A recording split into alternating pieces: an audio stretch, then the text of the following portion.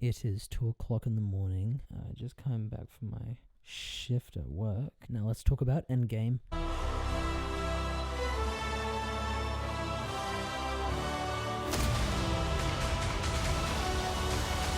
Non-spoiler.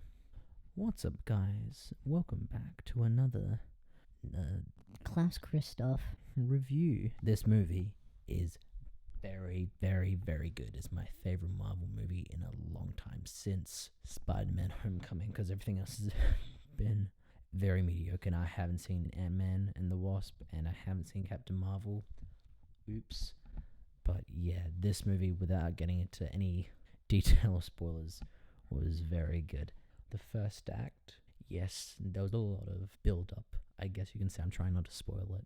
That was the slowest part, but it was needed, because you can't sort of like jump straight into the action. I enjoyed this a lot more than Avengers Infinity War, because I don't want to say I hated it. I didn't love it. It was a very hit or miss movie for me. But yeah, this is completely like really good. Highlights were definitely Chris Evans as Captain America could finally like show off. I found he was really one note in all the other ones, even though he kind of kept progressing into like a more defined character, because maybe in the first 3 movies he was in, he was very one note, just, hey, I'm America, man. But yeah, no, there's a lot of funny moments with his character and Robert Downey Jr. as always, and everyone's role in the movie was needed, and it felt very focused, which I had trouble with Infinity War, as because there's a lot of people jumping around to different locations in that movie, there's not enough time to really get into it. But because in Infinity War there's the stuff in Wakanda, and there's the stuff on the planet or whatever, and I just keep wanting to go back to the planet, because I hated everything on Earth, because it was so boring. But yeah, this movie, very focused, even though it's a 3-hour movie, and I see a lot of things, how they can say it's very messy. I see that because there's a lot of things to like wrap up in this time, but it's all needed, and I think this is probably the best way they could have done this movie.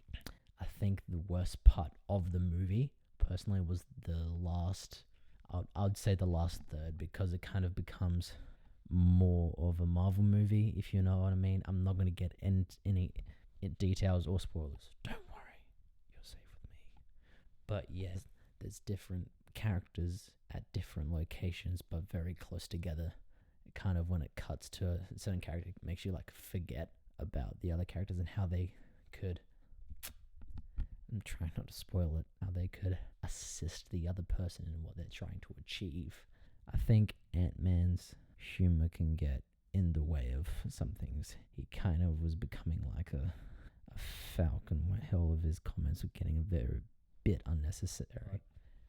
In conclusion, this was a very, very good way to wrap up the whole series saga, I guess, if you want to call it.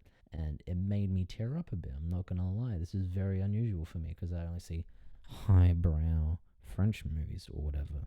Go see this movie. It's going to get $1 billion anyway in the first weekend, but I would say if you like action movies, if you like any Marvel movies, just watch it. I'll see you in the next one.